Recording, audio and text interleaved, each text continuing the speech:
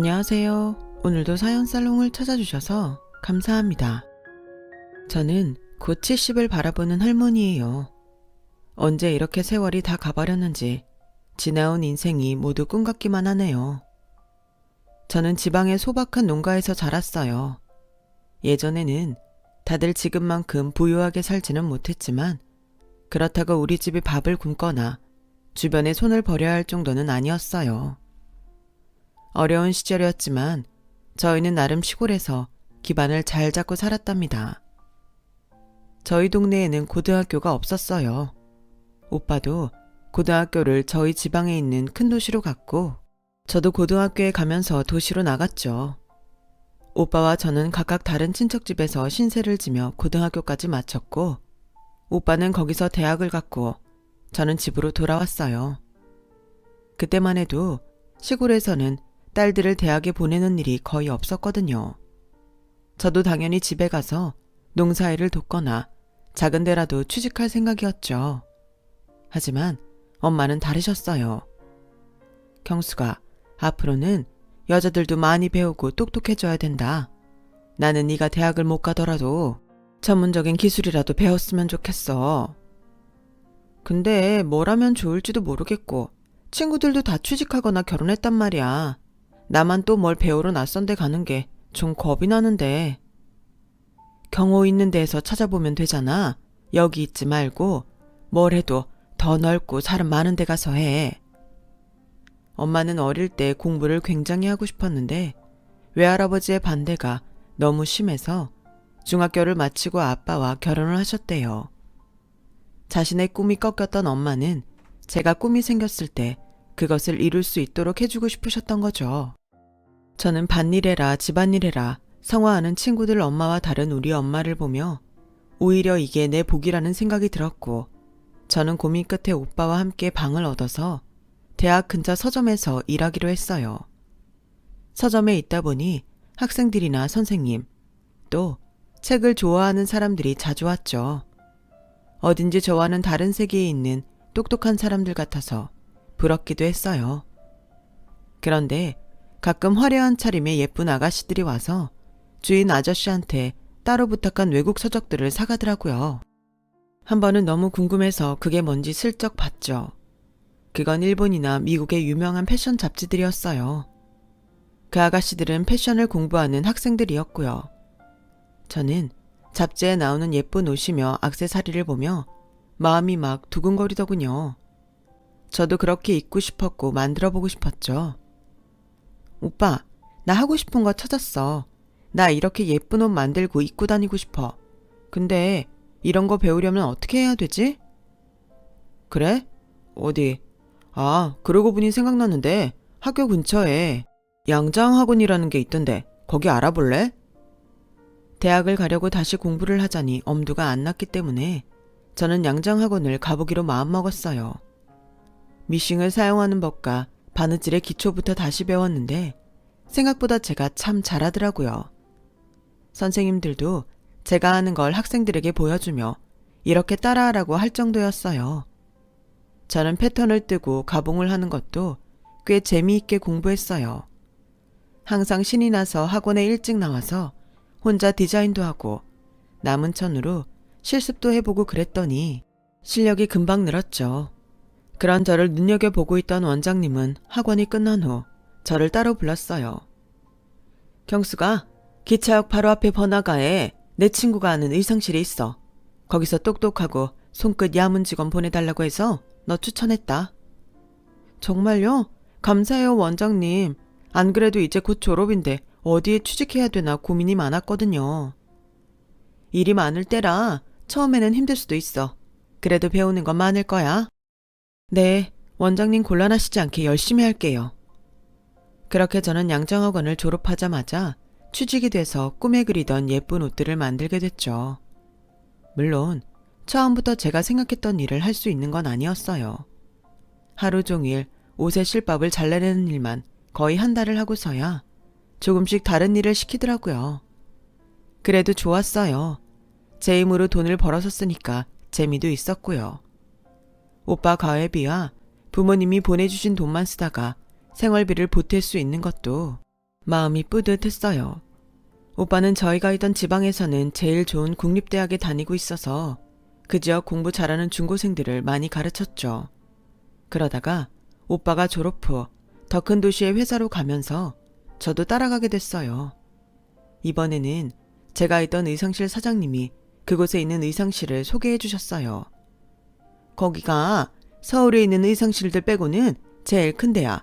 가끔 드레스도 만들고 경숙이 너라면 문제없이 다 잘할 수 있다고 했어. 운이 좋았는지 저는 가는 곳마다 사장님들이 제가 일하는 걸 마음에 들어 했어요.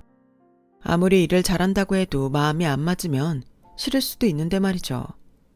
저는 그 덕에 더 신이 나서 일을 했고요. 옮긴 의상실에 완전히 익숙해지고 제 월급도 오를 즈음에 오빠에게 결혼할 여자가 생겼어요. 집안의 경사였지만 저는 혼자 나와서 자취를 해야 됐기 때문에 한편으로는 겁이 나기도 했어요. 그래도 집에 새 식구가 들어오니 활기도 생기고 좋긴 했어요. 오빠가 짝을 만나 재미있게 사는 걸 보니 부럽더라고요. 그런 환경의 변화가 제 마음도 움직였는지 그때까지 결혼 생각을 안 했던 저는 또래보다 좀 늦게 선을 보고 결혼까지 약속하게 됐어요.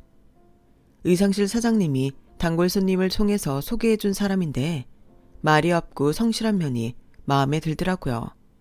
그 사람도 저를 좋게 봐줬고요. 경숙 씨 만나려고 제가 지금까지 혼자였나 봐요. 이렇게 마음이 잘 맞는 건 처음이라 정말 신기해요.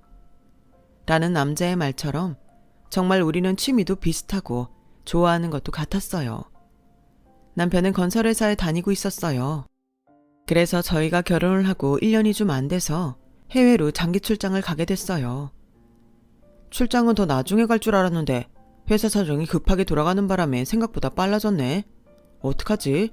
결혼한 지 얼마 안 됐는데 혼자 두고 가려니 마음이 너무 안 좋네. 나 혼자 있는 건 괜찮으니까 걱정 마요. 오빠 집도 가깝잖아요. 당신이 객지에 나가서 고생할 게 더 걱정이지. 먹는 것도 입에 안 맞을 거고 몸 상하지 않게 잘 지내다 와요. 라며 혼자 있을 두려움을 감추며 남편을 배웅했어요. 그렇게 남편이 가고 얼마 안 돼서 시어머니 태도가 바뀌었어요. 저한테 살갑지는 않았지만 상냥한 편이었거든요. 그런데 저만 보면 찬바람이 쌩하니 불어댔어요. 이래서 집안에 사람이 잘 들어와야 된다는 거야. 영철이가 갑자기 모래바람 날리는 나라에 왜 가냐고. 네가 회사의 윗사람들도 잘 찾아다니고 사모님들 마음에 맞는 것도 사다 주고 했으면 좋은 데로 갔을 거 아니야. 하긴 그 사람들이 너랑 어울려주기는 하겠니? 촌티가 풀풀 나는데 격이 맞냐고. 어머니, 제가 촌스러운 건 맞는데 그래도 그 이 출장은 원래 가기로 돼 있던 게 앞당겨진 거라서요. 그러니까 왜 앞당겨지냐고. 10년도 더 후에 갈 계획이었다고 해도 없던 일로 만들었어야지. 라며 소리를 빽 지르더니 들고 있던 컵을 저한테 확 집어 던졌어요. 다행히 피하기는 했지만 유리 파편이 튀어서 손을 다쳤어요. 저는 너무 놀라서 덜덜 떨며 깨진 컵을 치우고 시어머니가 시킨 음식을 만들었죠. 제가 부엌을 다 치우고 갈 때까지 시어머니는 방에 들어가서 나와보지도 않았어요. 시아버지도 덩달아 저를 냉정하게 대하더군요. 남편이 옆에 없다고 이렇게 티가 나다니 너무 서럽고 눈물이 났어요. 저는 남편한테 오는 전화를 기다리는 게 일상이 돼버렸어요. 하지만 시댁에서 구박받는다는 이야기는 못하겠더라고요. 멀리서 고생하는 남편, 괜히 마음만 무거워질 테니까요. 시간이 갈수록 시어머니는 저한테 더 함부로 하셨고 저희 친정을 무시하는 말도 시도 때도 없이 해댔어요. 니네 엄마가 보낸 오빠라. 아무리 시골 논두렁에서 굴러도 그렇지 이렇게 감각이 뒤떨어지니? 내가 누구한테 사돈이라고 말이나 할 수도 있겠니? 나 친구들 모임에서도 사돈 얘기 꺼내지도 못해. 너무 비교돼서. 너도 뭐 큰 의상실에서 일한다고 해서 세련된 줄 알았더니 지 엄마 아주 빼다 박았어. 나는 니네 엄마 손 탄 거 한 입도 못 먹는다. 그 냄새나는 시골에서 제대로 씻지도 않은 손으로 주물럭거렸을 거 아니야. 생각만 해도 구역질 난다. 이거 다 가져가라. 라며 엄마가 정성스럽게 보내주신 음식들을 통째로 쓰레기통에 버리기도 했어요. 저는 당장이라도 울음을 터뜨릴 것 같았지만 애써 참았어요. 저 사람들한테 우는 모습은 보여주기 싫었거든요. 그렇게 남편이 해외에 가고 1년이 좀 넘었을 때였는데 시어머니가 대뜸 저한테 1살도 안 된 시누이 아들을 맡기는 거였어요. 너 집에서 할 일도 없는데 놀면 뭐하니? 내 아들 돈이나 까먹잖아. 앞으로 네가 애 키워라. 우리 영선이 너무 힘들어서 요양 보냈다. 라며 기저귀 가방과 아이를 덜렁 내려놓고는 가버렸어요. 저는 너무 황당해서 시누이와 시댁에 전화를 해봤지만 아무도 받지 않았어요. 진짜 천정병력이 따로 없더군요. 갑자기 저한테 시누 아이를 키우라뇨. 너무 화가 나서 아이를 일단 보내야겠다 마음 먹고 들쳐 업으려는데 아이가 울기 시작했어요. 작디 작은 아이가 얼굴이 빨개져서 우는데 너무 가엾고 안 됐더군요. 그래, 네가 무슨 죄가 있겠니? 넌 아무것도 모르는데. 저는 아이를 안아서 달래고 분유를 사다 먹이고 기저귀도 갈아줬어요. 신우는 그날 이후로 한 번도 본 적이 없었어요. 시어머니는 여전히 저를 불러다가 이것저것 부려먹었고요. 저는 아이를 업고 가서 그 집 오만 대를 다 청소하고 음식까지 해야 했어요. 돈도 안 받고 일해주는 도움이나 다름없었죠. 저는 그 힘든 시간을 착하고 다정한 남편을 다시 볼 생각만 하며 꾹 참고 견뎠어요. 하지만 저의 인내는 남편의 죽음을 알리는 소식으로 전부 부질없는 것이 됐죠. 남편은 건설 현장에서 사고로 목숨을 잃었다고 하더군요. 진짜 하늘이 무너진다는 말이 무슨 뜻인지 알겠더라고요.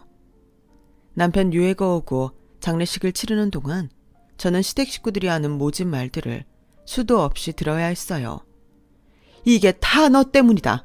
잘나지 못한 네가 우리 집에 들어와서 생때 같은 내 아들이 이렇게 간 거야. 살려내. 내 아들 살려내. 거참. 내 그러니까 영철이 단속 잘하라고 했잖아. 아무데나 길바닥에서 만나는 여자를 데려오니 이런 꼴을 보는 거지. 라며 시아버지는 저희 부모님 앞에서까지 저에게 막말을 해댔어요. 부모님은 괜히 저 때문에 고개를 들지 못하고 죄인처럼 계셨어요. 옛날 사람들인데다 시골에서만 살다 보니 시댁에서 하는 말들은 참아야 된다고만 생각하는 순박한 분들이셨거든요. 그런데도 시누이는 코빼기도 보이지 않았어요. 물론 그때는 그런 걸 신경 쓸 여유도 없었는데 나중에 장례가 다 끝나고 생각해보니 자기 아들까지 맡겨놓은 사람이 안 보이는 게 너무 이상하더라고요. 어머니, 근데 아가씨는 왜 장례식도 안 오신 거예요? 아직도 몸이 안 좋아서 요양 중이에요. 네가 왜 영선이 일에 신경 쓰니? 뭐라도 돼? 아무리 그래도 오빠 장례식에도 안 오고 애기 보러도 한 번을 안 오잖아요. 네가 지금 영선이 애 봐준다고 유세하는구나. 너 참 웃기는 애다. 야, 됐어. 이제 말해봤자 내 입만 아프지. 너 이제 안 와도 되니까 오지 마. 네? 그게 무슨 말씀이세요? 못 알아들어. 오지 말라고. 영철이도 없는데 네가 우리랑 무슨 상관이니? 그럼 아이는 오늘 여기 두고 가야 돼요? 아이 옷이랑 물건 하나도 안 챙겨왔는데. 누가 애를 두고 가래? 애는 네가 계속 봐야지. 네? 저랑 아무 상관없다고 하셨잖아요. 누가 상관 있대? 그냥 애 보라고 돈 줄 테니까. 라더니 저를 현관으로 밀어서 거의 쫓아내듯 내보냈어요. 그리고 얼마 안 있어 저는 시댁이 이사를 갔다는 걸 알게 됐어요. 연락처도 하나 남기지 않고 온 가족이 어디론가 사라져버린 거예요. 아이만 저한테 두고 말이죠. 저는 여기저기 연락하다가 겨우 시누이의 친구를 만날 수 있었어요. 친구는 기가 막힌 말을 하더군요. 그 아이 아마 영선이가 사귀다가 헤어진 남자아이일 거예요. 남자네가 못 산다고 영선이 부모가 반대했대요. 영선이도 딱히 낳고 싶지 않은데 모르고 있다가 수술할 시기를 놓쳤대요. 영선이는 아이만 낳고 미국 갔어요. 새 출발한다고. 남편이 없는 시댁은 저에게 남보다도 못한 사람들이었어요. 친정에서는 아이를 보육원에 데려다 주라고 절대 키우지 말라고 했어요. 저도 몇 번이고 보육원에 데려다 주려고 했는데 그새 아이와 정이 들어서 도저히 그럴 수가 없었죠. 게다가 시댁에서 아이 이름도 지어주지 않고 호적에도 올리지 않았더라고요. 저를 볼 때마다 방긋 우는 아이를 보며 제가 키워야겠다, 결심했어요. 어차피 남편 아닌 다른 남자는 다시 만날 생각도 안 했거든요. 시댁은 믿고 싫었지만 남편은 여전히 제게 너무 좋은 사람이었으니까요. 저는 아이에게 준호라는 이름을 지어주고 제 호적에 올렸어요. 친정 부모님도 오빠도 처음엔 펄펄 뛰었지만 아이를 보면서 측은한 마음이 들었는지 결국 받아주셨어요. 네 뜻이 정 그렇다면 우리가 뭐라고 하겠니? 근데 여자 혼자 아이 키우면서 사는 거 만만치 않을 거야. 알아, 엄마. 그래도 내가 선택한 길이니까 잘해볼게. 저는 보세옷을 납품하는 공장에 들어가서 일을 하게 됐어요. 그때는 이미 개인 의상실들이 다 사라지고 대기업에서 나오는 옷들이 시장을 전부 차지하고 있었거든요. 저는 대학을 나오지 않았기 때문에 좋은 회사 취직은 꿈도 꿀 수 없었어요. 제가 있는 곳에서 아이를 키우며 다닐 수 있는 데는 보세 옷 공장이 최선이었죠. 저는 준호를 정말 제 아들처럼 여기며 소중히 키웠어요. 안 그래도 아빠가 없다고 놀림을 받을 텐데 다른 걸로 기죽일 수는 없다고 생각해서 옷도 좋은 것만 입히고 용돈도 충분히 주려고 애를 썼죠. 제가 못 쓰고 못 입어도 아이는 다 해줬어요. 제 아들이다 생각하고요. 아들도 제 마음을 아는 건지 속도 한번 안 썩이고 공부도 잘했어요. 기특하게도 고등학교 때부터는 학교 졸업생들이 주는 장학금을 받아서 서울에 있는 좋은 대학 법학과에도 갔고요. 친정 식구들도 다 잘했다며 많이 기뻐해줬고 아들한테 선물도 많이 해줬어요. 입학식 때는 다 같이 서울에 올라가기도 했고요. 입학식이 끝나고 아들이 그러더군요. 엄마가 저 키우느라 고생 많이 하셨잖아요. 저도 엄마가 친엄마가 아닌 거 중학교 때부터 알았어요. 근데 할머니, 할아버지, 외삼촌 다 티도 안 내고 잘해주셨잖아요. 이제는 제가 호강시켜 드릴 거예요. 엄마, 힘든 일 그만해. 아이고, 말만이라도 너무 고맙다. 엄마 너 키우는 거 안 힘들었어. 너처럼 착하고 공부 잘하는 애가 또 어딨어. 라며 아들 손을 잡는데 눈물이 쏟아지더라고요. 아이 키운 공은 없다고 다들 그랬는데 제 아들은 제 마음을 다 알아주는 것 같았거든요. 아들은 대학에서도 공부를 잘했고 군대도 무사히 다녀왔어요. 졸업 후에는 학원에서 아르바이트로 학생들을 가르치며 사법고시 공부를 했죠. 아들은 2번 만에 시험에 붙었고 당당하게 변호사가 되었답니다. 아들이 들어가고 싶어 했던 변호사 사무실에 취직도 됐죠. 정말 꿈만 같은 날들이었어요. 저는 몸이 안 좋아져서 소일거리로 동네 아이들 봐주는 것도 못하고 병원에 자주 다니고 있었지만 걱정할 정도는 아니었어요. 그러다가 갑상선에 이상이 있다고 해서 대학병원 내분비과를 갔죠. 여자 선생님이 어찌나 상냥하고 사람 마음을 편하게 해주던지 다른 병원처럼 긴장도 안 되게 하고 좋더라고요. 저는 혹이 있지만 수술은 안 해도 될 것 같다고 해서 정기적으로 치료를 받고 약을 타러 다녔어요.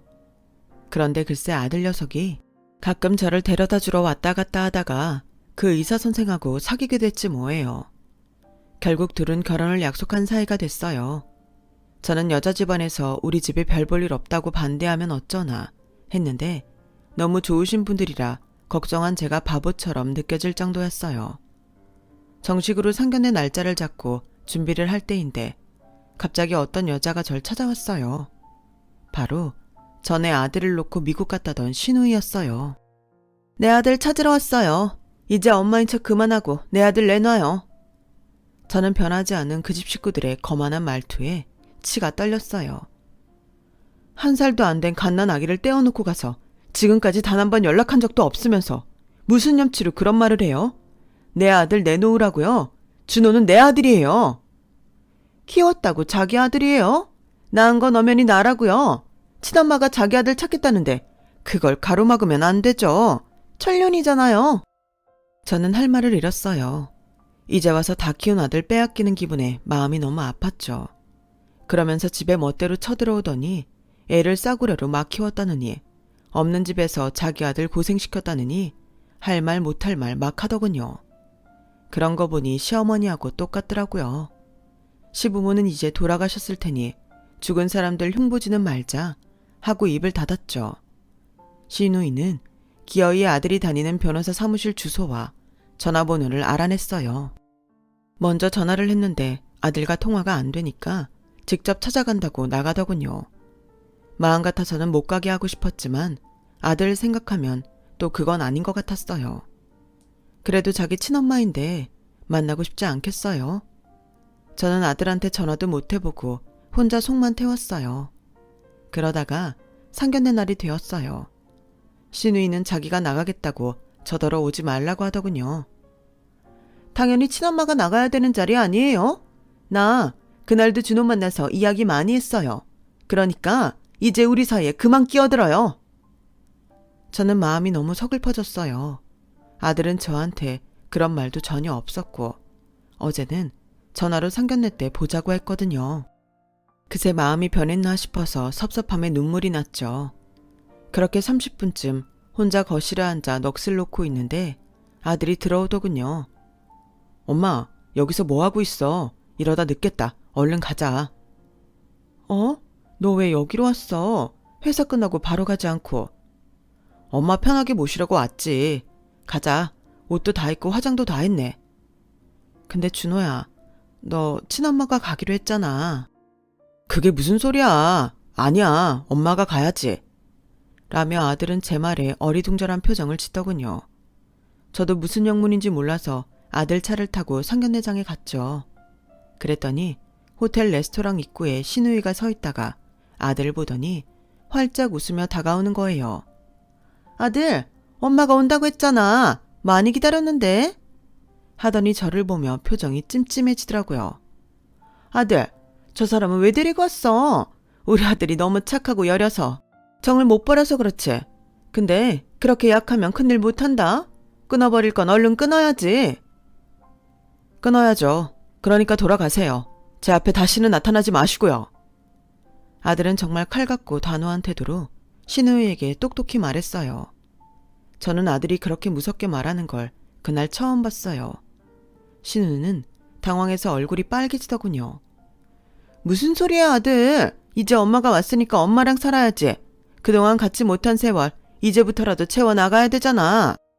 뭘 잘 모르시나 본데 저 변호사라서 뒷조사 같은 거 마음먹으면 금방 해요. 할머니, 미국에서 부자 남편 만나서 살다가 카지노로 재산 다 날렸다면서요. 근데 제 친부가 한국에서 잘 살고 있다는 걸 알고 왔는데 저를 찾아오면 재산 반을 주겠다고 했다면서요. 그러다가 제가 변호사가 된 걸 알고 아예 여기에 눌러 살기로 했고요. 할머니는 절 낳아주신 분은 맞지만 제 엄마는 아니에요. 제 엄마는 여기 일생을 바쳐서 지금의 저를 만들어주신 이분이에요. 그러니까 이제 돌아가시고 다시는 엄마한테 얼씬도 하지 마세요. 한 번만 더 엄마 찾아와서 말도 안 되는 소리 하면 저 가만 안 있어요. 제 친부 옆에도 못 있게 다 퍼뜨릴 거예요. 신우이는 창백해져서 온몸을 덜덜 떨며 아들과 저를 붙잡았어요. 야, 그때는 내가 너무 어려서 어쩔 수 없었어. 내 인생이 어떻게 될지 모르잖아. 무서웠다고. 새언니, 저 좀 봐주세요. 준호 마음 좀 돌려주세요.